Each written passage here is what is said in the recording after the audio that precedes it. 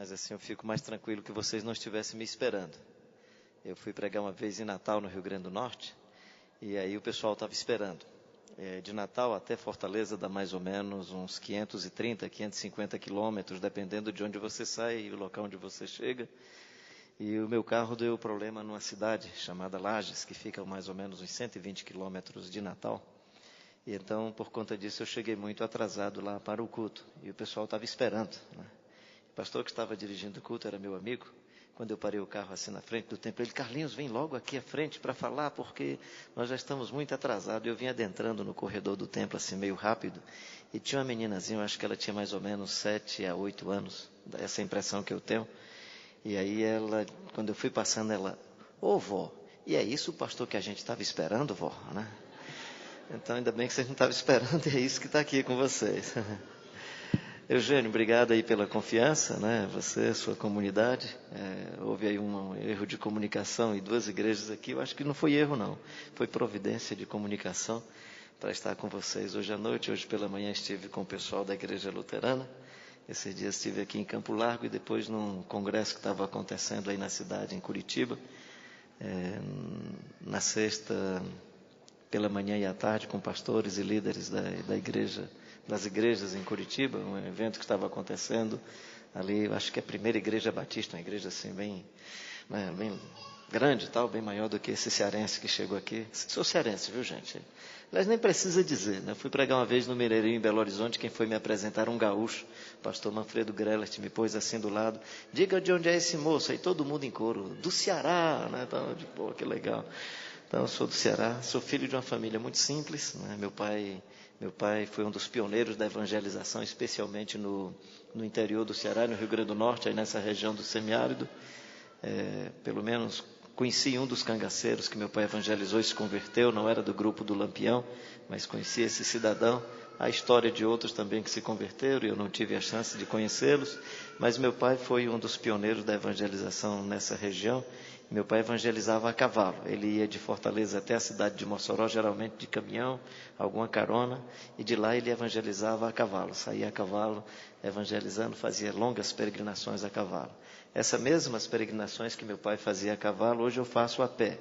Eu, como exercício de espiritualidade, boto uma mochilinha nas costas e aí caminho aí cerca de 150, 145 quilômetros em cerca de 7 dias. Às vezes alguns pastores vão comigo e se encantam com essa loucura. E no caminho eu aprendo muito sobre Jesus, aprendo muito sobre o Evangelho. Estou encantado com esse tema de vocês sobre conhecer mais sobre Jesus, que a gente às vezes não entendia a respeito dele. Então eu sou desse tipo de família. Meu pai casou-se a primeira vez, ficou viúvo em 1946. Casou-se a segunda vez, eu já sou filho do segundo casamento. Eram 7 filhos do primeiro casamento, 7 do segundo.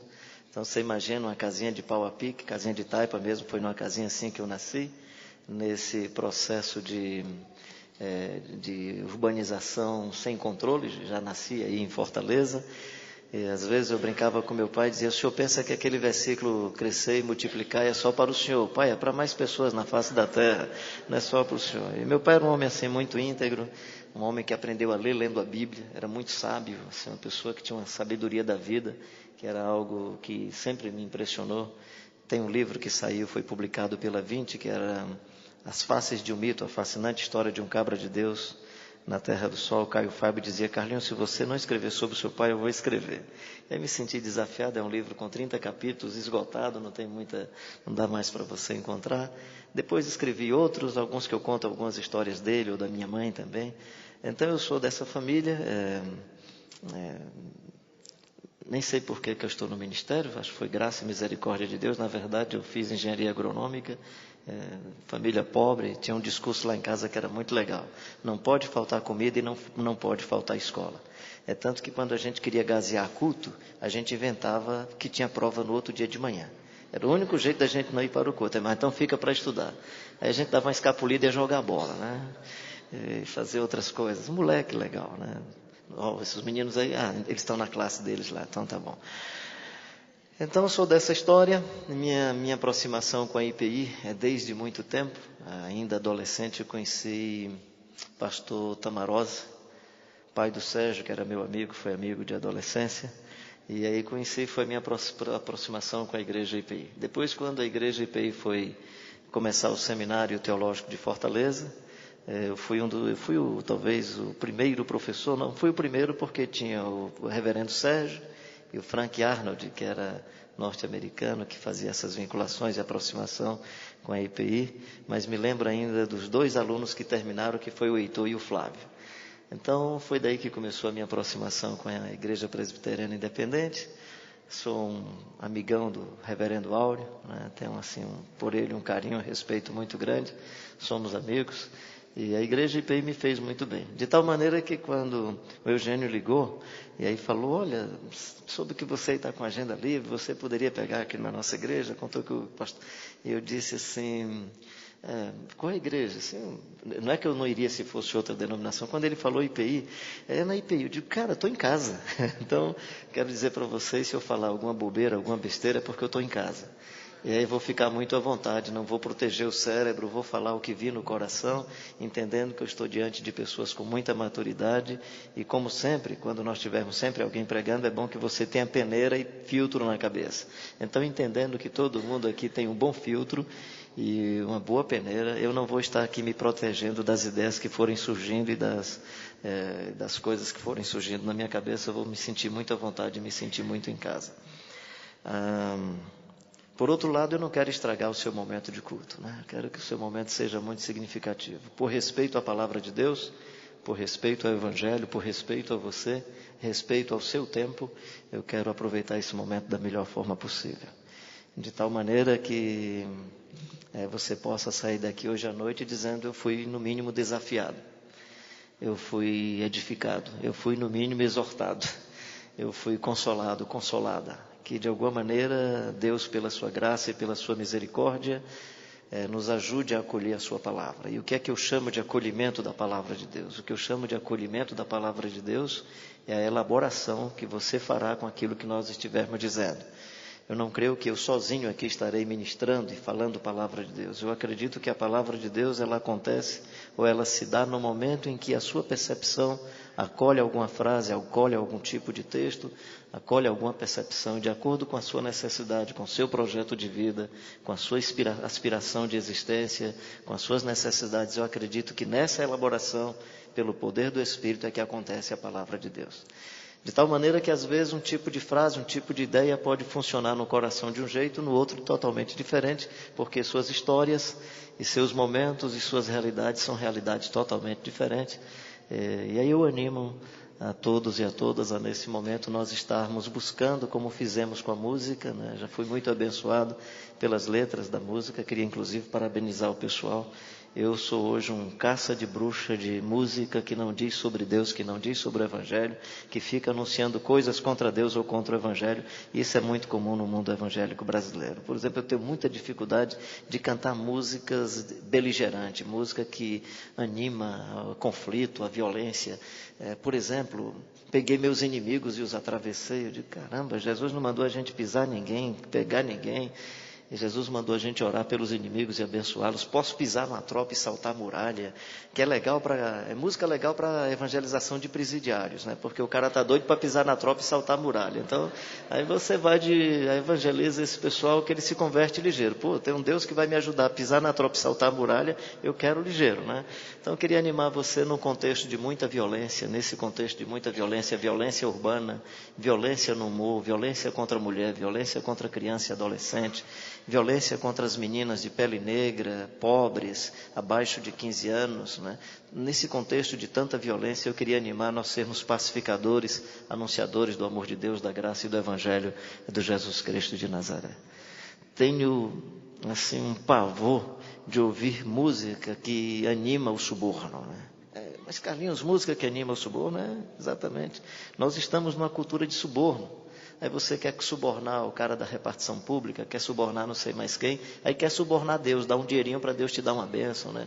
E o problema não é o suborno, o problema é achar que Deus é subornável. Esse é o grande problema. Então, queria parabenizar o pessoal aí por conta das letras e as músicas que vocês trouxeram, porque pelo menos me animaram e como eu sou esse cara que fica catando esses negócios, eu não consegui catar nada chato hoje aí. Foi muito legal, estou feliz com isso. Outra coisa que eu queria celebrar que eu não estou na casa de Deus. Eu queria celebrar isso. Quero celebrar que eu estou no lugar que eu vi aqui, espaço para a turma participar e desfrutar da coisa sagrada que é uma bola na mão ou no pé, não é? Que legal, um lugar de multiuso. Fiquei feliz em observar isso, né? Quando eu olho para o Apocalipse, eu percebo, eu não vi nela templo nenhum. Já viu isso no Apocalipse? Aqui não é nem uma apologia contra o templo, mas diz, eu não vi nela templo nenhum. E diz assim, vi uma praça. Me parece que o arquétipo da nova sociedade é uma praça, porque a praça é mais democrática. Afinal de contas, a praça é nossa, né? Não tenho nenhum cachê do Carlos Alberto para dizer isso, não. Mas assim, só para dizer a você que a praça é um lugar muito mais democrático, é o lugar da criança. Eu presumo que aqui as crianças devem, quando chegam, correm mais à vontade do que se fosse num lugar sagrado, né? Porque o lugar sagrado não tem reverência com a saúde da criança, com a energia da criança. É muito mais reverência à burocracia e à complicação da religião. E a criança cheia de saúde, cheia de energia, dá para colocar eu e você que estamos de cabelo branco, dá para colocar a gente sentado e quietinho, até porque a gente acha bom ficar assim. Mas criança não, está cheia de energia, né? A criança está aí começando a vida, então tem muita energia. Eu não, já estou perto do túmulo e fico mais quieto, né? Então, bem, mas assim, só para dizer a você que eu estou encantado em estar com vocês hoje, esse momento. E aí, dita essa palavra, vamos conversar de coisa mais séria, né? Eu espero abençoar seu coração. Queria conversar sobre a gente seguir o Jesus de Nazaré, né? E ser discípulo do Jesus de Nazaré. Eu creio que nós precisamos, nesse contexto brasileiro, desconstruir algumas percepções que nós temos sobre o Jesus Cristo, né? Acredito que às vezes o que nós chamamos de Jesus Cristo tem a ver com as figuras mitológicas que vão se construindo no nosso imaginário coletivo a partir das informações que nós vamos recebendo dos nossos ambientes religiosos. Então, desculpa se tem alguém do mundo católico, mas só para facilitar o entendimento, em geral, no mundo católico nós vamos perceber um Jesus Cristo que você pode manipular, que você pode colocar no tabeliê do carro. Por mais que seja uma mera figura, ela pode ser uma projeção daquilo que estava dentro de você ou do seu imaginário coletivo, ou ela pode ser uma criação, de tal maneira que você põe na parede, põe no bolso, controla e vai gerenciando como você deseja e como você espera. No mundo protestante, a partir da década de 80, foi se criando um tipo de mito protestante, de mito chamado Jesus Cristo, e aí de novo, desculpa se tem alguém do mundo militar, que é a figura do general. O nosso general é Cristo, né? Então foi criado esse tipo de figura. Imagina a gente pregando o evangelho por aí, especialmente se o cara fosse de um segmento mais... vou chamar de esquerda, de ideologia esquerda, né? E dizendo, olha, você pode seguir Jesus, o general. E o cara ia se transportar para o momento de tanta violência, de tanta... Então, é um arquétipo que não cabe bem para o Jesus de Nazaré. Então, às vezes, nós criamos certas imagens e certas figuras e buscamos no nosso cenário, buscamos na nossa experiência de vida, algumas nomenclaturas e vamos chamando essas nomenclaturas de Jesus, que de tal forma elas vão se instalando, que aí nós começamos a falar de Jesus e não percebemos que não tem a ver com o Jesus das Escrituras. Razão pela qual eu gosto do que Jesus diz assim, quem crê em mim, como dizem as Escrituras, do seu interior fluirão rios de água viva. Então tem um Jesus Cristo segundo as Escrituras. Assim, o que eu posso rapidamente dizer sobre ele, apenas pegando algumas estações da vida de Jesus, por exemplo, se eu pego a estação ou o momento, né, como você queira chamar, se a gente dá uma olhada nesse roteiro da vida de Jesus, desde a manjedoura até o Calvário, e se pudermos chamar isso aí de estações, e quando eu estou chamando de estação, eu não estou pensando em parada de trem, eu estou pensando em estação como processo da natureza, outono, inverno e verão. Então essa primeira estação, que é a estação da manjedoura, Jesus poderia ter feito a opção pelo palácio. Mas ele faz a opção pela manjedoura, né? Jesus poderia ter feito a opção por Roma, mas ele faz a opção pela pequena Belém Efrata, pequena demais para figurar entre as milhares de Israel. Vai viver a sua infância e adolescência na desprezível Nazaré. E quando resolve fazer uma entrada triunfal em Jerusalém, nesse momento de estação em que seria reconhecido como bendito rei que vem em nome do Senhor, Jesus faz um negócio muito estranho, gente. Jesus vai de jegue, vai montado no jumentinho. É claro que o pessoal da ideologia da prosperidade vai dizer que era jegue, mas era 0 quilômetro, né? Então era Tudo bem, mas Jesus vai de jumentinho não é por nada não, é porque Jesus está tão convicto da sua essência que ele não precisa de nenhuma estética para acrescentar aquilo que ele é. Ele percebe que indo de jegue, e aí com todo respeito ao jegue, mesmo indo de jegue, ele será reconhecido como Deus. Ou seja, não é o animal que vai fazer com que Jesus seja reconhecido. Ele não precisa de holofotes, né? Ele não precisa de nada mais, é somente ele. Ele vai e ele será reconhecido. Esse é o Jesus de Nazaré. É o Jesus de Nazaré que sabe transitar entre a multidão, mas quando ele percebe que esse espaço da multidão pode gerar prestígio, dominação, controle e poder, ele resolve ir ao deserto e vai viver a sua solitude no deserto. É o Jesus de Nazaré que entende que a vida tem suas ambiguidades, contradições e aceita o Getsemane, o espaço do sofrimento, da dor, da mais profunda angústia. E lida com isso de maneira muito tranquila, por mais que a angústia da alma e a angústia do coração lhe gere uma espécie de processo fisiológico tão intenso que o seu suor se transforma em gotas de sangue. E mesmo assim ele enfrenta essa realidade com muita galhardia, enfrenta essa realidade com muita grandeza, né? É o Jesus Cristo de Nazaré que enfrenta o Calvário e transforma esse ambiente, que é ambiente de morte, de dor, de angústia, transforma esse ambiente num ambiente de altruísmo. Olha para a mãe, mãe, eis aí teu filho, referindo-se ao João, João, você vai perder um amigo, mas fica aí amigo da minha mãe. É o Jesus Cristo de Nazaré que ora pelos seus algozes, Pai, perdoa-os, né? E diz aos 2 ladrões, especialmente a um deles, hoje mesmo tu estarás comigo no paraíso, né? Esse é o Jesus, esse é o Jesus de Nazaré. O que é que ele tem a ver com você? O que é que ele tem a ver comigo, né? Deixa eu dizer uma coisa, independentemente da sua crença, digamos que você seja um cara que não acredita em Jesus, você seja uma pessoa que nem acredita em Jesus, deixa eu lhe dar um conselho. Se você assumir esse personagem bíblico apenas como arquétipo humano, digamos que você diz, nem acredito nesse negócio de céu e inferno e não quero pensar em Jesus sobre céu e inferno, que eu nem acredito nisso. Digamos que você seja um cidadão assim, deixa eu lhe dar uma sugestão. Se você assumir o Jesus de Nazaré apenas como arquétipo para você ser um ser humano mais relevante, mais encantador, para ser uma mulher de vida mais bonita, eu já lhe recomendo a fazer isso. Por que eu lhe digo isso? Porque as pessoas de grandeza do mundo da cristandade, seja de perfil católico, seja de perfil protestante, todas elas vão dizer que alcançaram esse tipo de vida por causa do Jesus de Nazaré.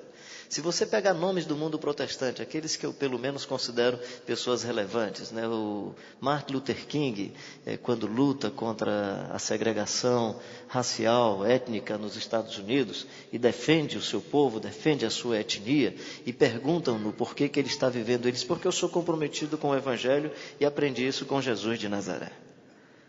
Dietrich Bonhoeffer, que foi um jovem que foi assassinado aos 39 anos de idade, resistindo ao nazismo do Hitler, né? Se você pega no mundo católico, Teresa de Calcutá, qualquer um outro, né? Qualquer um desses outros, né? Você vai olhar e os caras vão dizer, foi o Jesus de Nazaré que me animou a vida. Aí você pega um Gandhi, né? Que não tem nada a ver com a cristandade, e vai dizer para os cristãos, no vosso Cristo eu acredito, eu não acredito no vosso cristianismo. E se vocês, os cristãos, vivessem o sermão da montanha que ele ensinou, o mundo seria muito melhor. Ou seja, você vai encontrar pessoas do lado de cá e pessoas, inclusive, do outro lado, encantadas e fascinadas com Jesus Cristo de Nazaré. Você quer ser um cidadão mais legal? Uma mulher mais encantadora? Um filhão, adolescente que vive a sua adolescência de maneira mais bela? Uma criança que vive todos os círculos da existência, o seu momento de infância e vive de maneira bela, é só conhecer o Jesus de Nazaré.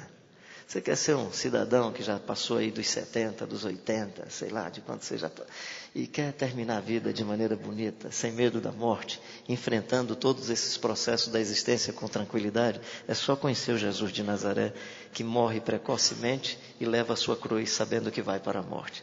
Você não sabe do meu sonho de morte. Meu sonho de morte é um dia ir empurrando o meu caixão. Meu sonho de morte é ir a pé para o cemitério.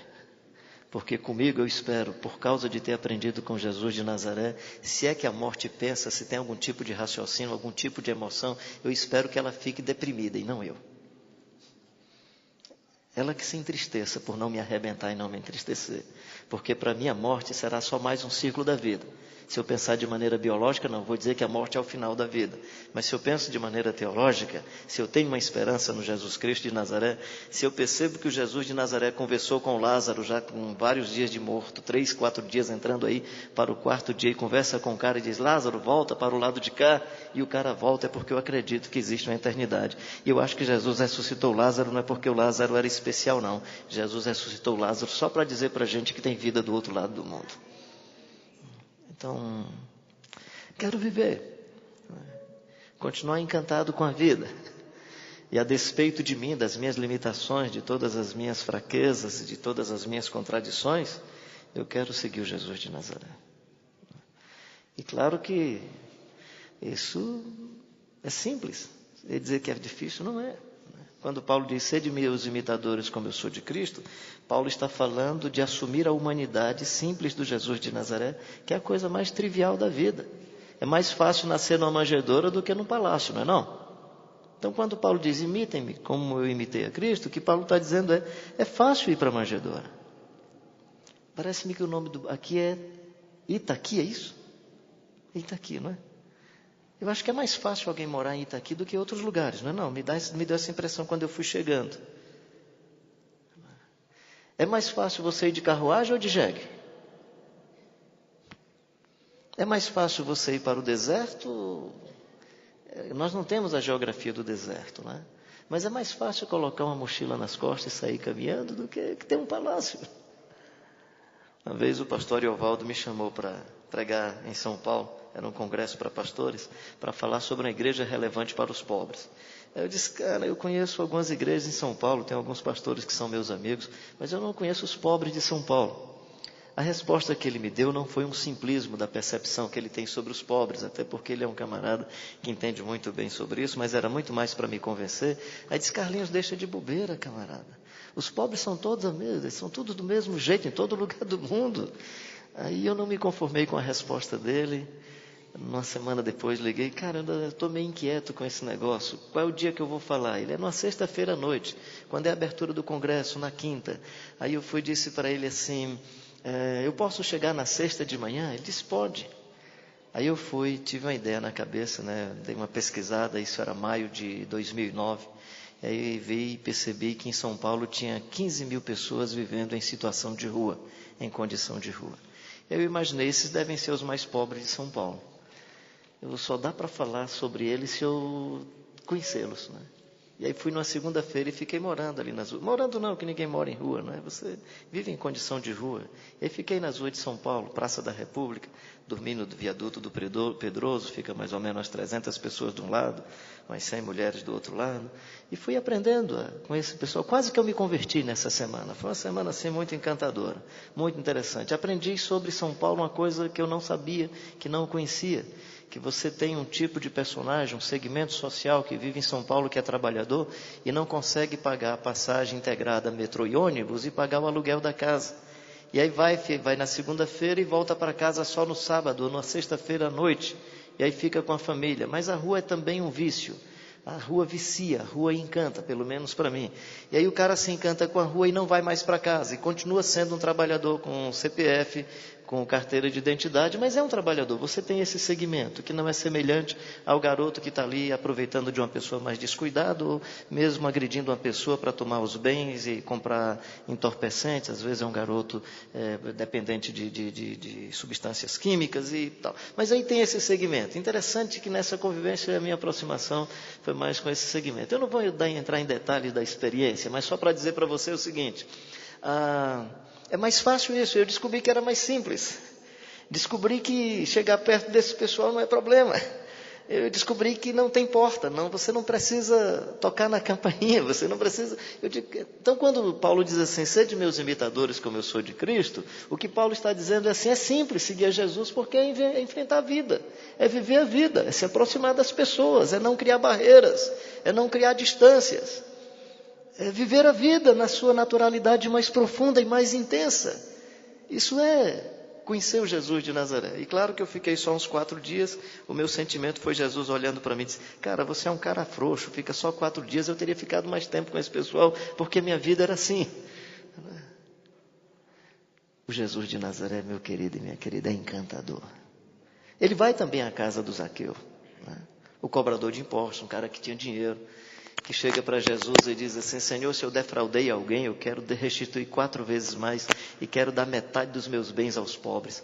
Acho que na cabeça de Jesus é mais ou menos assim, esse cara mexeu no bolso, entrou salvação nessa casa. Hoje entrou salvação nessa casa. Interessante, né?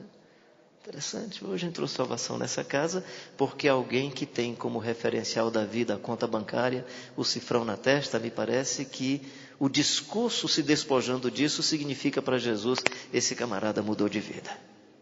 Nem significa, como faz o Barnabé, que deixa todos os seus bens, nem estou falando disso, estou dizendo que muda o referencial. Ou seja, você vem para a igreja não por causa da sua conta bancária. Você não quer ser reconhecido por conta do dinheiro que você doa. Você quer ser reconhecido porque você é um ser humano feito à imagem e semelhança de Deus. Voltar-se para Jesus é reconhecer essa sua humanidade. É reconhecer essa sua natureza humana mais profunda. Por isso que seguir Jesus, acima de tudo, significa nos salvar da nossa desumanidade. Antes de tirar você do inferno no futuro, é tirar o inferno que está dentro de mim e de você. E essa é a dimensão profunda da salvação. É arrancar esse inferno que nos faz menos humano. É arrancar esse inferno que faz do marido o cara que tem a esposa como objeto de cama e mesa. E apenas como instrumento do seu controle, para atender às suas demandas, às suas necessidades, como se o ser feminino fosse uma empregada doméstica e não um ser que deve ser amado, respeitado, admirado. E o contrário às vezes também acontece. Seja como for, seguir a Jesus para nós representa ser um ser humano mais pleno, mais pleno. Por isso que o Verbo se fez carne, habitou entre nós cheio de graça e de verdade, e vimos a sua glória, a glória do unigênito do Pai. Ou seja, quando que nós vimos Deus numa plenitude mais completa, desculpa a redundância desses 2 termos, mas nessa plenitude mais plena? Quando que nós percebemos Deus e a revelação mais extraordinária de Deus? Quando Jesus se fez gente, quando Jesus se fez humano. O Verbo se fez carne, o Verbo se fez gente e vimos a glória do Pai. Ele habitou entre nós e vimos Deus, coisa extraordinária. Ou seja, a sua espiritualidade será percebida quando você se tornar mais humano. Ou a sua espiritualidade será percebida na sua humanidade. Uma coisa vai complementando a outra. É aquela ideia, quando nos descobrimos mais, possivelmente descobrimos mais sobre Deus. E quando descobrimos mais sobre Deus, temos uma tendência de ir desvendando a nossa interioridade e descobrindo mais quem nós somos. Descobrindo quem nós somos. Então, seguir a Jesus é o mais fascinante projeto de vida. Aonde que você encontra uma síntese disso, né? Vamos pensar aqui no discípulo, no seguidor de Jesus, vamos pensar como se fosse uma categoria humana. Vamos pensar num perfil objetivo, ou seja, olhar para uma pessoa e você diz, como é que eu posso saber que o Eugênio segue a Jesus?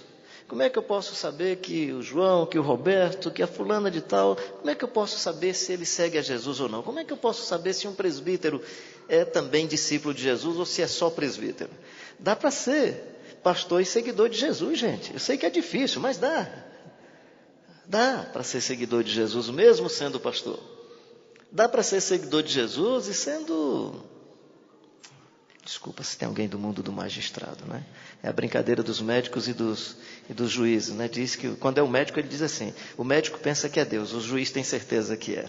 Quando é o juiz ele diz o contrário, diz os juízes pensam que são deuses, os médicos têm certeza que são. Então dependendo de quem. Então dá para você ter esse tipo de título, ter esse tipo de representação social, política, pública e ser seguidor de Jesus, é possível. Honestamente eu acho que é mais difícil.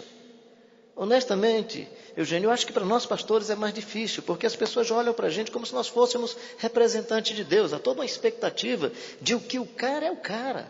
É tanto que às vezes nós não sabemos quem é o pastor e quem é a pessoa. Nós não sabemos, falando lá para os pastores, eu contei uma historinha, eu vou contar aqui para vocês rapidamente, só para a gente identificar essa singularidade. Eu estava atendia sempre de terça-feira algumas pessoas que queriam conversar, E aí um dia, era mais ou menos 11h30, a meninazinha que anotava as pessoas chegou: pastor Carlinhos, tem uma senhora aí fora, inclusive é conhecida, mas ela pediu para não falar quem é. Ela queria falar com o senhor, mas pediu para não dizer quem é. Aí eu fui e disse: tem mais alguém para atender? Ela: não, então manda entrar.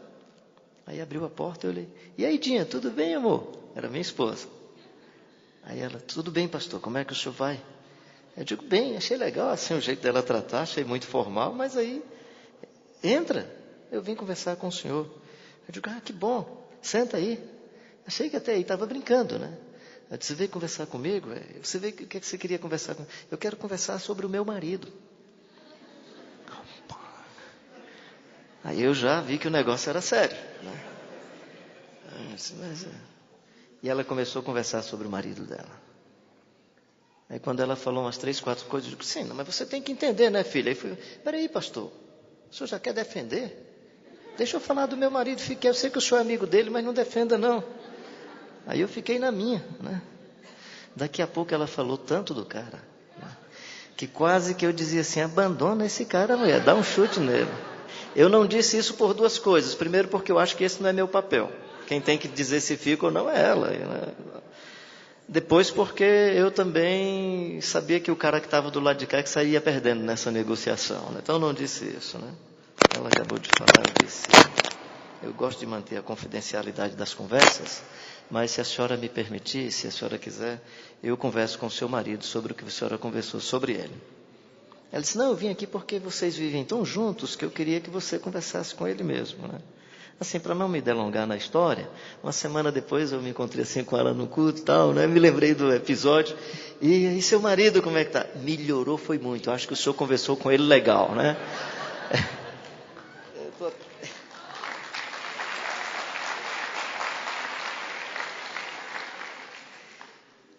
Quando eu estou falando de seguidor do Jesus Cristo de Nazaré, eu não estou falando das suas funções, dos seus dons, dos seus ministérios, dos seus papéis. Eu não estou falando da sua conta bancária. Não estou falando dos seus pecados. Porque o pecado não é você, como também não é a conta bancária. Da mesma forma como o título não é você. A imagem pública não é você. Você é uma composição genética tão extraordinária, tão especial, feita por Deus, que vai comunicar para a sua geração coisas a respeito de Deus, da vida de Deus, que nenhum outro ser vai comunicar. Só você tem uma comunicação única de Deus para o conjunto da humanidade. De tal forma que a igreja se torna uma multiforme comunicação da sabedoria de Deus por causa da junção desses muitos pedaços, que são pedaços preciosos. Então, quando eu estou falando de seguir Jesus, eu não estou falando que você vai melhorar a conta bancária. Estou falando que você vai ser um ser humano mais interessante. Agora, a probabilidade é que no diálogo com essas funções e esses papéis da vida, porque você é um ser humano encantador, então as pessoas poderão até chamar você de mestre e senhor. Vocês me chamam de mestre e senhor, como diz Jesus. E vocês dizeis bem porque eu sou. Ou vocês dizem bem, desculpe. Vocês dizem bem porque eu sou. Se eu sendo mestre e senhor lavo os pés de vocês, vocês devem lavar também os pés uns dos outros. Ou seja, mesmo nesse diálogo com as nossas nomenclaturas, com os nossos títulos, com os nossos pré-nomes, nós poderemos mudar o jeito de ser. Ou seja, ele diz: eu sou o mestre e senhor, e o mestre e senhor assume o papel de pegar uma bacia, colocar água na bacia, uma toalha e lavar os pés dos discípulos. Aliás, Eugênio, eu queria te parabenizar porque eu não vi nenhuma cadeira especial aqui em cima. Eu espero que não esteja escondida, mas que não tenha mesmo, né? E que o lugar mais alto aqui seja só para quando chegar um cara mais baixinho poder ter chance do pessoal atrás enxergar, né? Que não seja um design, uma arquitetura para dizer que quem está em cima tem mais poder do que as demais pessoas. Se tem essa arquitetura, nós devemos invertê-la, porque a hierarquia do Jesus Cristo de Nazaré é invertida. E aí eu tenho até esperança nisso, né? Porque os maiores serão menores e os menores serão maiores, os últimos serão os primeiros e os primeiros serão os últimos. No Evangelho do Jesus Cristo de Nazaré, as crianças que não pagam a conta e que não são, entre aspas, produtivas, são as mais importantes, são as principais do reino de Deus. Então, seguir a Jesus significa, e aqui eu estou só colocando algumas ilustrações, significa fazer dessas ilustrações uma pedagogia para o nosso crescimento humano. Por isso que Jesus diz assim, Mateus diz assim: vendo Jesus as multidões, subiu ao monte, E como se assentasse, aproximaram-se os seus discípulos e ele passou a ensiná-los dizendo. Esse é um texto que está no capítulo 5 de Mateus, no versículo 1, e vai terminar no capítulo 7, o último versículo do capítulo 7, dizendo assim: acabando Jesus de proferir essas palavras, estavam as multidões maravilhadas da sua doutrina, porque ele ensinava como quem tem autoridade, não como os escribas e fariseus. Ou seja, ser discípulo de Jesus, ou ser seguidor de Jesus, se você quer entender o que é isso, como protótipo humano, como arquétipo da vida, se você quer entender isso a partir de imaginar um perfil de um ser humano, como é que a gente olha para um ser humano, você pega o Sermão da Montanha, que está no capítulo 5 até o capítulo 7 de Mateus, e dá uma olhada de como nós lidamos com as dimensões da nossa espiritualidade. Como é que nós lidamos com aquilo que a gente poderia chamar de virtude, essa substância imaterial, que é inoculada na alma e no coração, na nossa interioridade. Talvez a palavra que mais se aproxima disso seja virtude. Como nós lidamos com essas virtudes? Como entender a virtude como um pacote, não como manifestações fortuitas e isoladas, mas entender todo o pacote das virtudes que estão ali nas bem-aventuranças. Felizes os pobres de espírito, porque deles é o reino dos céus. Felizes os que choram, porque serão consolados. Felizes os mansos, porque herdarão a terra. Felizes os que têm fome e sede de justiça, porque serão fartos. Felizes os misericordiosos, porque alcançarão misericórdia. Felizes os pacificadores, porque serão chamados filhos de Deus, filhas de Deus. Felizes os puros de coração, porque verão a Deus. Felizes aqueles que são perseguidos por causa da justiça, porque deles é o reino dos céus. Essas virtudes que dizem respeito a um estado de alma, a uma condição interior de sensibilidade humana, felizes os que choram. Essas virtudes que dizem respeito à consciência da sua natureza interior e da sua singularidade mais profunda, de tal maneira que você não precisa matar mais ninguém. Por isso que você é manso. Quem mata é o valente, o manso não mata. Porque o manso faz a leitura do outro a partir de si. E aí ele olha para a sua interioridade e ele não tem coragem de matar. Eu não sei se algum de vocês são assim, que se precisar matar um franguinho em casa, uma galinha para fazer um assado, chama alguém para matar, que eu não tenho coragem de cortar a cabeça da bichinha, né? Eu era adolescente, vou contar essa historinha aqui, está me vindo à cabeça, falei nisso, né? E aí minha irmã, primeira irmã, casada, já tinha um filhinho, tinha criado lá uns franguinhos e tal. Aí chamou um irmão meu maior para matar o frango. E lá no Nordeste, não sei se é assim, o pessoal puxava, dava assim uma quebrada no pescoço, depois dava aquela sangrada. Eu acho que foi a primeira vez da vida dele, e tanto ele, Carlinhos, tu que vai... Não, não tenho coragem não, cara. Ele também não. Uma sensibilidade tão profunda, gente. Quando ele puxou a cabecinha da bichinha, que pensou que tinha dado aquela desmaiada, que soltou a coitadinha, saiu pulando, né? E eu fui assim, dar uma degolada para ela não sofrer, não era porque... fiquei, até hoje eu me lembro disso, não tinha como ajeitar, né? Felizes os mansos. Felizes os caras que mesmo sabendo que poderia dar um chute na canela, mesmo sabendo que poderia arrebentar o outro, não faz isso, não é porque não pode, é porque o coração não deixa. Felizes os homens e as mulheres que descobrem que essa distância entre o punho e o coração é tão pequena, mas tem um coração tão extraordinário, tão maravilhoso, que não permite que o punho seja visitado pela violência do coração. Felizes os homens e as mulheres que estão batizados e batizadas de misericórdia. Felizes os homens e as mulheres que têm pureza na alma e no coração. E não falo de homens e mulheres que são ingênuos. Não falo que você não tem uma percepção crítica sobre a sua realidade. Não estou dizendo com isso que você não seja uma pessoa que fica indignado com o mal, que se revolta contra a exploração sexual, por exemplo, contra crianças e adolescentes. Não digo que você seja um ser humano apagado que não sente uma indignação profunda quando percebe que houve um abuso de uma criança, seja abuso sexual, seja qualquer tipo de exploração de trabalho ou qualquer outra coisa. Não é isso que eu estou falando.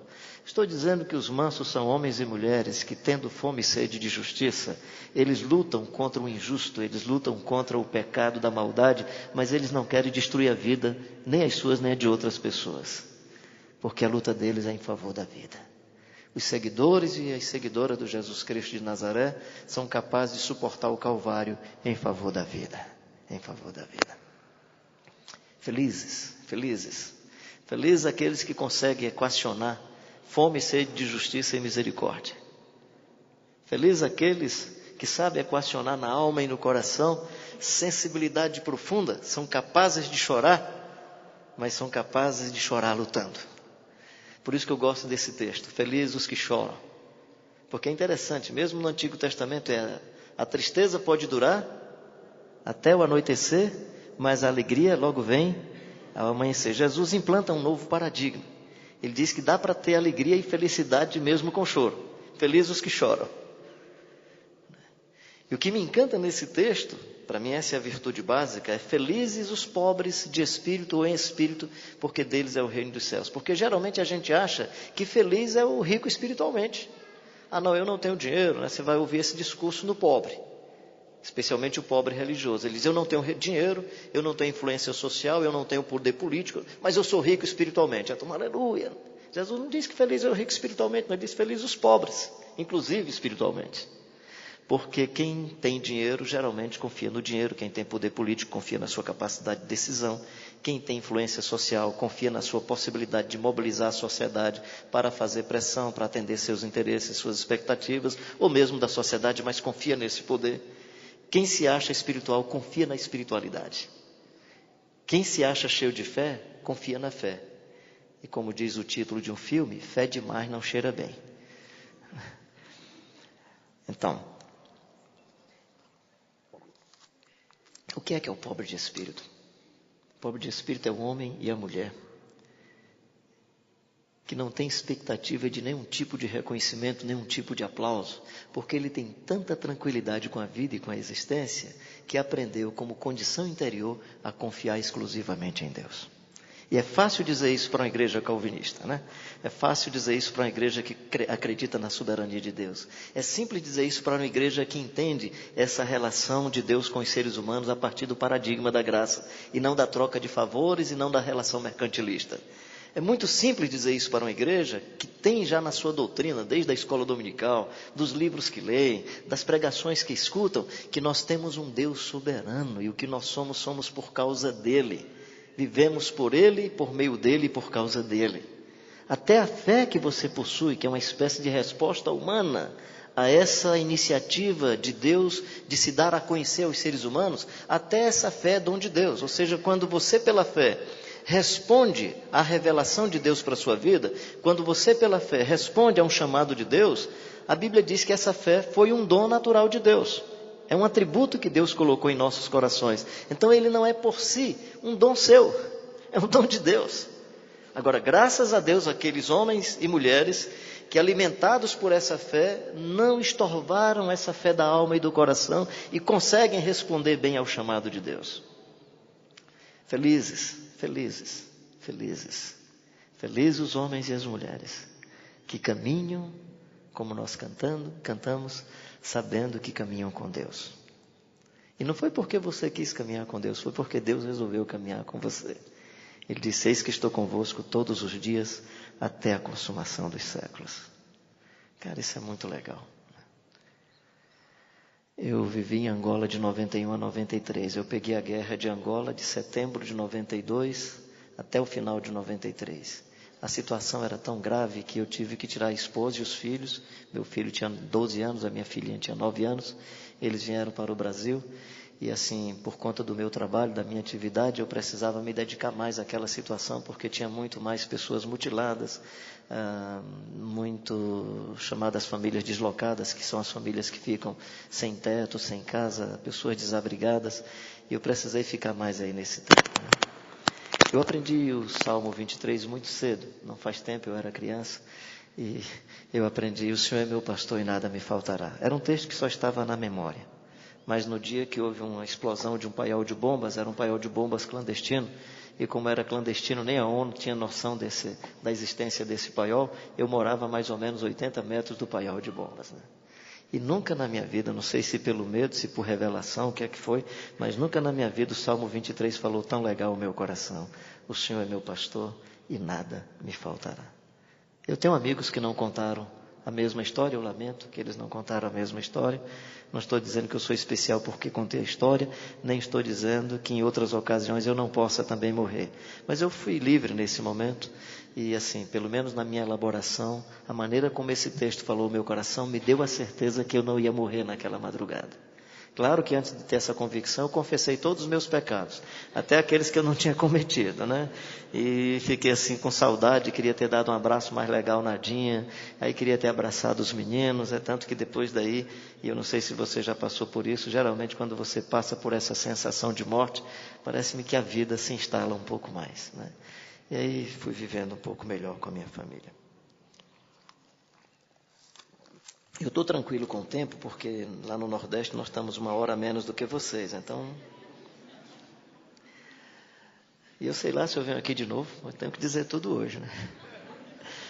Por favor, ninguém caia aí, porque com Paulo um moço caiu, morreu, né? E Paulo tinha poder para ressuscitar. Se você cair aqui, eu penso que eu e o Eugênio não estamos com esse poder todo, a gente vai ter que chamar a funerária, então fica tranquilo. Mas deixa eu só dizer uma coisa a mais. O Evangelho do Jesus de Nazaré é um evangelho que lhe encanta a partir da virtude. Mas o evangelho do Jesus de Nazaré lhe chama também a prática de disciplinas de espiritualidade. E aí, como as disciplinas de espiritualidade podem dar ibope, na verdade, o que o evangelho vai nos dizer sobre isso é cuidado para não fazer publicidade com os dons, os ministérios e as coisas que Deus pode fazer através da sua vida. Então, se você fizer filantropia, não deixe que a mão esquerda veja o que faz a direita. Se você vai fazer com a esquerda, não deixe que a direita veja o que faz a esquerda. Se você vai orar, não faça disso uma projeção pública. Não use uma retórica só para impressionar. Não use a voz para impressionar as pessoas. Não faça nada para impressionar ninguém. Viva só a beleza do Evangelho. Viva só a beleza do Evangelho. Faça pelo prazer que o Evangelho propicia ao seu coração, pelo bem que ele gera em sua vida e pela possibilidade de gerar bem a outras pessoas, pela possibilidade de agregar valor ao ambiente. Vós sois o sal da terra. A ideia é, tenha uma vida mais picante, no sentido de que agrega valor, que torna a existência mais saborosa.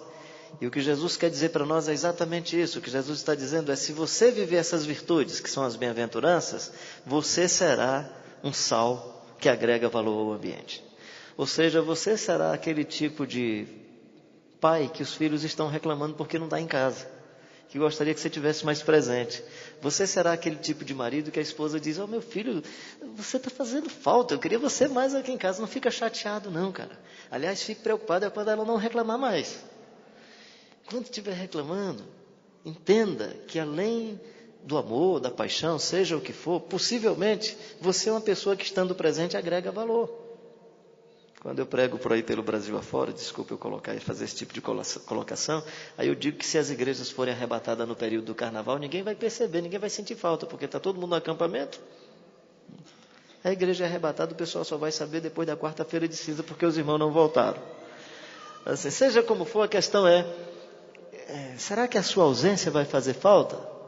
As virtudes, segundo Jesus Cristo de Nazaré, geram um tipo de personagem, um tipo de ser humano pacificador, misericordioso, bondoso, que quando ele chega, todo mundo se encanta. Chegou. É o Jesus que entra na cidade e abençoa a cidade.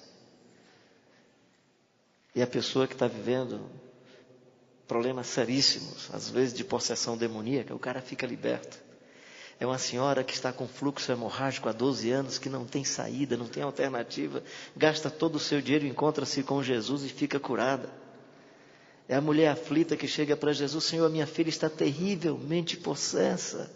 Ele, vá mulher, sua filha está curada. Em Israel não se viu uma fé semelhante à sua. É o Jairo religioso que diz, Senhor, minha filha está doente, está doente. E aí Jesus se aproxima da casa do Jairo e o pessoal está dizendo, não adianta mais, a menina já morreu. Mas gente, sabe quem é que vem na estrada? É o Jesus de Nazaré. Aí ele chega, pega na mão da menina, Talita come, menina levanta, a menina ressuscita. E aí Jesus vai nos ensina sobre essa beleza de não fazer publicidade com a virtude. Ele ressuscita a menina e ainda diz assim, não contem para ninguém. Poxa, eu estou contando 2000 anos depois, porque tudo indica que Jesus não está dizendo, não dê o testemunho, não fale sobre isso. O que Jesus está dizendo é, cuidado com a publicidade pessoal ou cuidado para não se aproveitar dessas coisas extraordinárias, dos milagres, para fazer publicidade em torno de você ou em torno da sua instituição. Se acontecer milagre aqui, se acontecer hoje à noite, por exemplo, pode ficar sabendo que aconteceu por causa de Deus, porque o máximo que eu posso fazer é atrapalhar.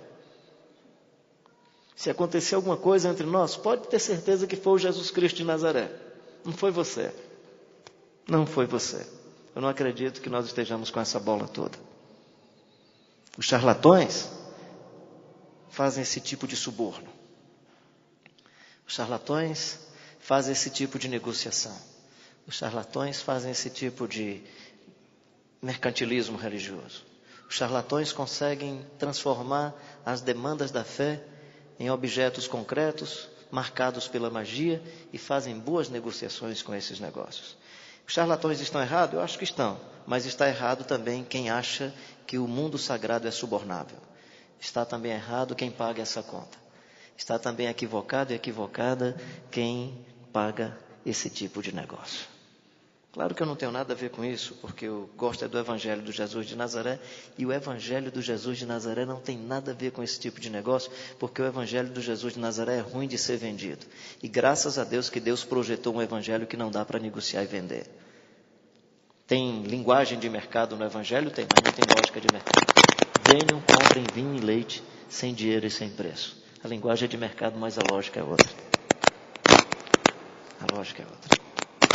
O Evangelho do Jesus de Nazaré é ruim para ser vendido porque eu tenho que pregar assim. Se alguém quer vir após mim, referindo-se a Jesus, negue-se a si mesmo, tome a sua cruz e siga-me. Que na verdade, na linguagem de hoje, seria mais ou menos assim. Se alguém quer vir após mim, negue-se a si mesmo, pegue a sua cadeira elétrica e siga-me. Que cruz transformou-se no símbolo religioso legal. A gente não tem essa concepção que Jesus está dizendo assim, traga a cadeira elétrica, porque esse projeto vai dar confusão em pauleira. Não vai ser de brincadeira. Eu vou atrapalhar a sua vida. Você sabe que seguir a Jesus, a sua vida fica atrapalhada? Você quer ter 2 mulheres, Jesus não deixa. É só uma mesmo, cara. Está atrapalhado. Você vai querer ganhar dinheiro fácil, Jesus diz, não, seja honesto, cara. Que isso? Você vai querer explorar um trabalhador, Jesus diz, não, cara. Tem que explorar, não. Sua vida fica atrapalhada, cara. Enquanto os médicos no Brasil estão ganhando dinheiro aí, eu acho que tem que ganhar dinheiro mesmo, se é profissão. O cara estudou muito, tem que ganhar.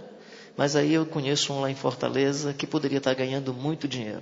E esse cara me encanta, porque resolveu mergulhar no mundo dos sofridos que não tem médico.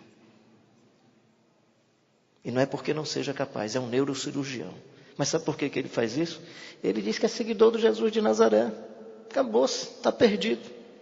Não vai ter o sucesso econômico que outros têm. Não tem jeito. O cara é seguidor do Jesus de Nazaré, tem uma grande empresa. Ele diz, caramba, eu estou ganhando esse dinheiro todo por causa do trabalho do meu pessoal. Vou ver como é que eu compenso esse pessoal aí no final do ano.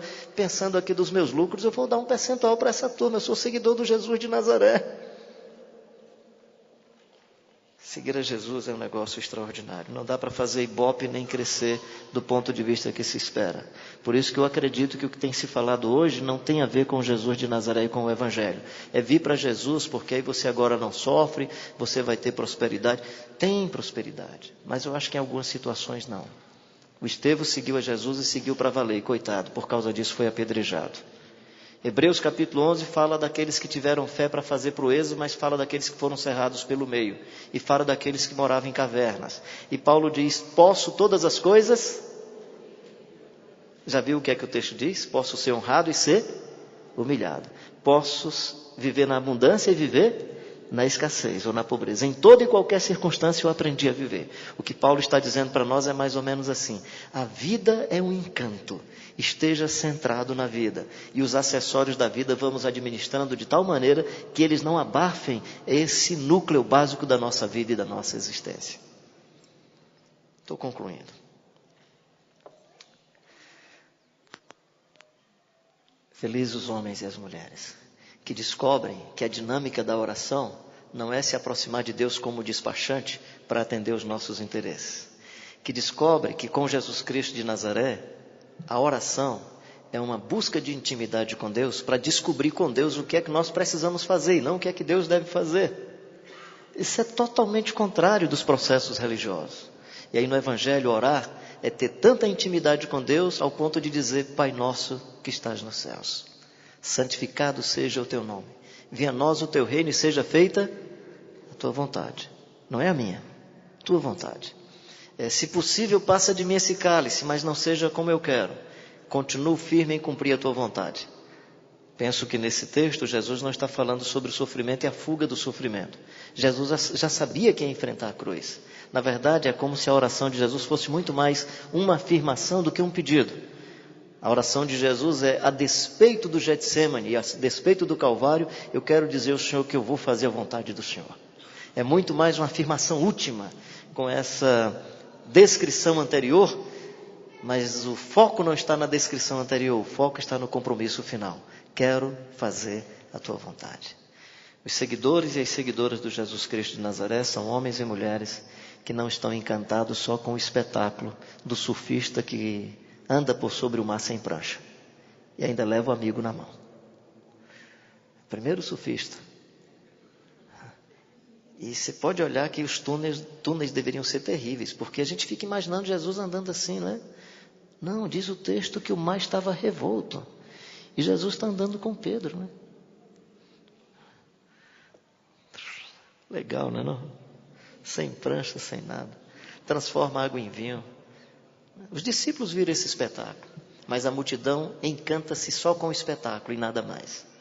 A multidão quer apenas o milagre. Resolveu o problema de maneira imediata. Caminho mais fácil. Vai ser simples. O discípulo não. O discípulo está disposto a andar com Jesus Cristo de Nazaré e enfrentar as últimas consequências das implicações do Evangelho. Eu gosto muito da multiplicação dos pães e dos 5 peixes. 5 pães e 2 peixes, né? Estou trocando aqui, aumentando o pão, diminuindo o peixe. Daqui a pouco não vai dar 12 cestos, vai dar bem 15. Da multiplicação dos 5 pães e 2 peixes. Eu gosto muito dessa descrição feita pelo João. Esse é um dos milagres que a gente encontra nos 4 evangelistas. Mas o João faz uma coisa muito interessante. Ele conta esse milagre e põe Jesus no outro lado do mar de Tiberíades. E aí fala uma outra coisa que ninguém falou. É Jesus do outro lado dizendo: vocês comeram o maná no deserto. Por inferência, como se ele estivesse dizendo: e ontem vocês comeram pão e peixe. O pão que perece tanto quanto o pão do deserto. Eu sou o pão vivo que desceu dos céus. Quem vem a mim jamais terá fome. Quem crê em mim jamais terá sede. Sabe o que é que aconteceu? Não teve pão nem peixe. E ninguém queria o Jesus de Nazaré. Ficou um grupo pequeno. A multidão desencantada foi embora. Frustrada. Jesus não fez coisas extraordinárias hoje. Aí Jesus diz: vocês não querem ir embora também? Aí o Pedro responde: Senhor, para quem iremos nós? Só tu tens as palavras de vida eterna. Esse quem do texto para mim é encantador, porque significa que o Pedro estava muito mais preocupado com o relacionamento com ele do que com as coisas que ele podia oferecer. Para quem iremos nós? Só tu tens as palavras de vida eterna. Meu filho já é casado, ele era pequenininho, não lembro exatamente a idade dele. Ele tinha assim um gosto por manteiga que a gente tinha que tomar muito cuidado. Se deixasse a manteiga perto, a gente não via se ele passava assim o dedinho aí. Aí quando ele pedia pão, eu já sabia que ele não queria pão, ele queria manteiga. E ele pensava que estava enganando a gente. Pai, me dá pão. Aí eu dava pão. Passe a manteiga. Aí eu passava um pouquinho a manteiga. Ele corria por ali, achava que tinha enganado, chegava com o mesmo pão. Pai, passe a mais manteiga. Tem muita gente que se aproxima do Jesus Cristo de Nazaré, o pão da vida, não pensando nele, mas na possível manteiga que está na sua mente, que acha que ele pode acrescentar. Venha para Jesus por causa do Jesus de Nazaré. Por causa da vida do Jesus de Nazaré. Você será um filho muito mais legal. Você será uma mãe muito mais bacana e encantadora. Você será um pai extraordinário. Você será um vovôzão bacana. vivendo, quem sabe, as fraquezas, as limitações do seu corpo, mas encantado com a vida e com a existência, porque você encontrou vida no Jesus de Nazaré e vai viver cada ciclo da sua existência de maneira muito bonita, muito bela, a despeito das lutas e das dificuldades. Quando eu estou dizendo isso, eu não estou falando que não vamos enfrentar problemas, eu estou apenas dizendo que as elaborações que nós vamos fazer dos nossos problemas serão diferenciadas. Até porque essa é a beleza do ser humano. O ser humano, ele enfrenta problemas, às vezes iguais.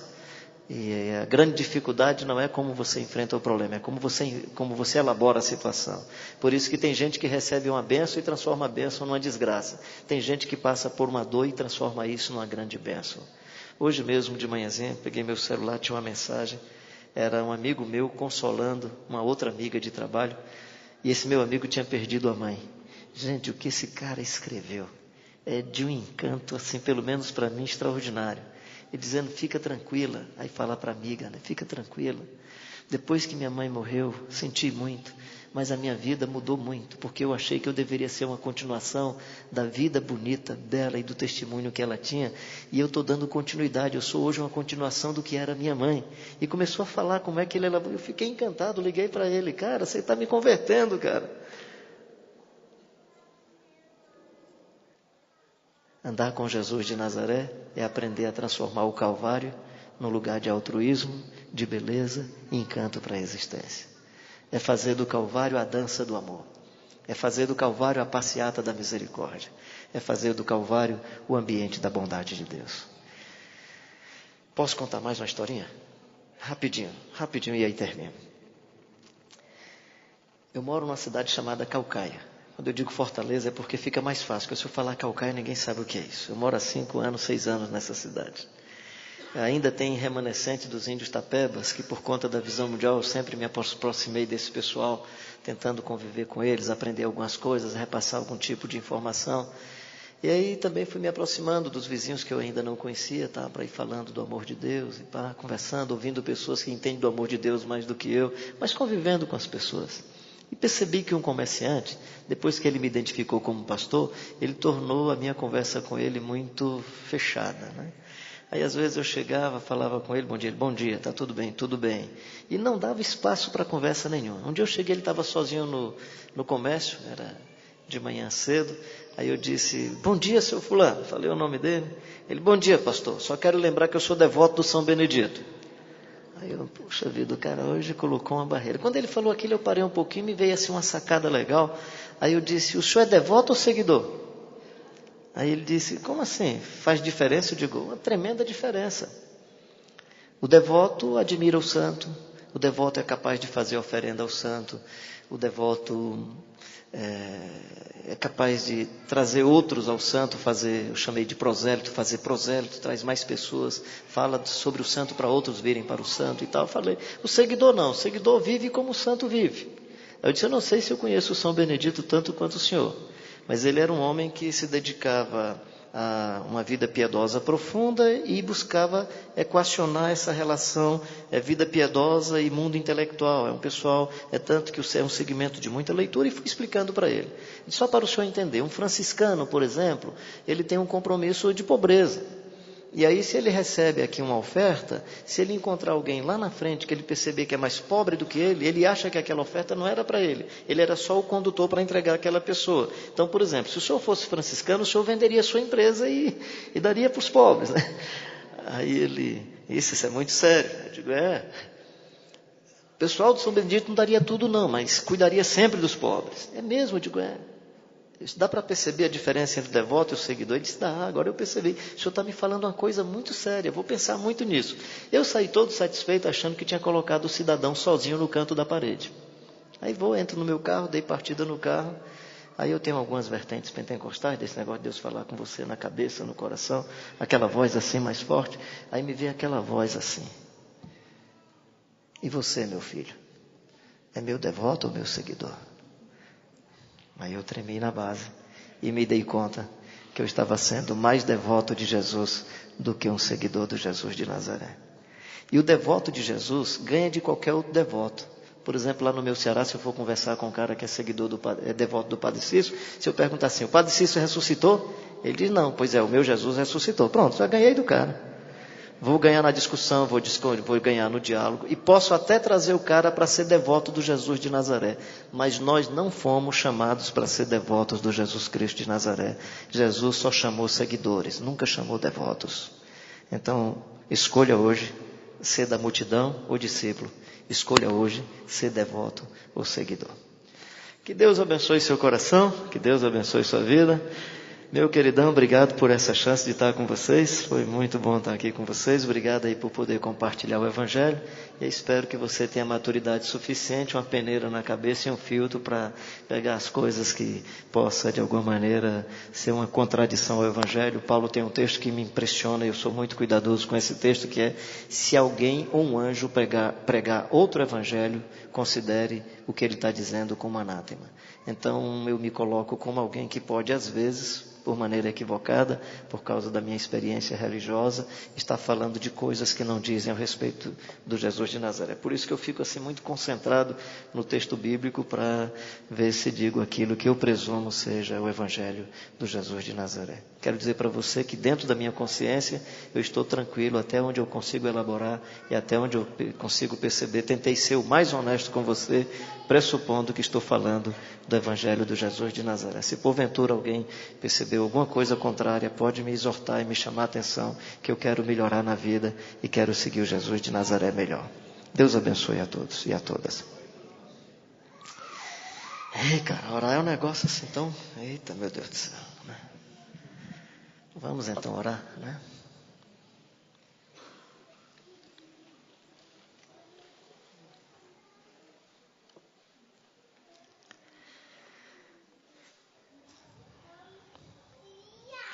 Pai, à luz do Teu Evangelho,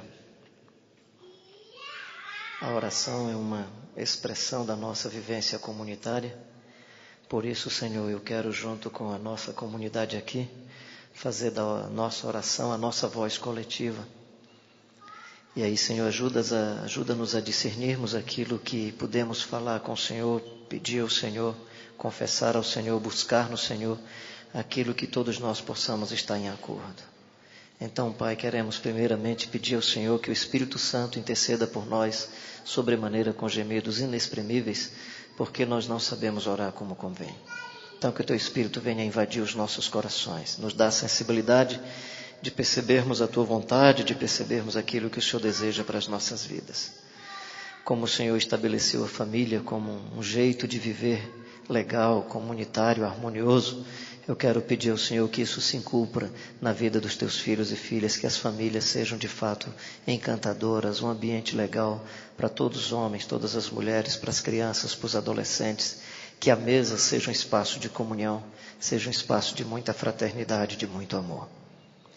Eu peço ao Senhor que nós tenhamos a condição de ir percebendo a vida, tendo noção da existência, de tal forma que a Tua palavra se torne verbo na nossa vida, carne em todos nós, de tal forma, Senhor bendito, que a Tua palavra possa ser a nossa respiração e a transpiração da nossa existência. E aí essa comunidade aqui ao redor, a cidade, veja nos nossos irmãos e irmãs dessa comunidade, vejam a glória do Senhor, e o Senhor se encarregue de acrescentar dia a dia o número das pessoas que haverão de se salvar. Continua abençoando essa comunidade, continua abençoando o Eugênio, os demais líderes da comunidade, os presbíteros, os homens e mulheres que têm dons e ministérios, que essa comunidade continue vivendo a beleza do Evangelho, acolhendo pessoas. Fiquei tão feliz de ver esse Senhor caminhando aqui à frente, tão tranquilo como se estivesse em casa. Pai, que o Senhor continue abençoando essa comunidade. Fico feliz com a zoada das crianças, expressando a sua energia, a sua saúde. Pai, que nós possamos ter a sensibilidade de acolher todos e todas, os idosos. Pai, nós queremos louvar o Teu nome pela beleza do Evangelho. Encha cada vez mais essa comunidade com poder, com a graça e com as virtudes do Teu Santo Espírito. Que a Tua bênção esteja sobre nós e possamos, de fato, ser seguidores e seguidoras do Jesus de Nazaré. Ajuda-nos nessa caminhada. Precisamos do apoio, da graça, do fortalecimento e do poder do Teu Santo Espírito. E aí, Pai, juntos nós Te pedimos que isso aconteça conosco, em nome e com o aval do Jesus Cristo de Nazaré. Nós Te oramos hoje e para todo sempre. Amém, Senhor.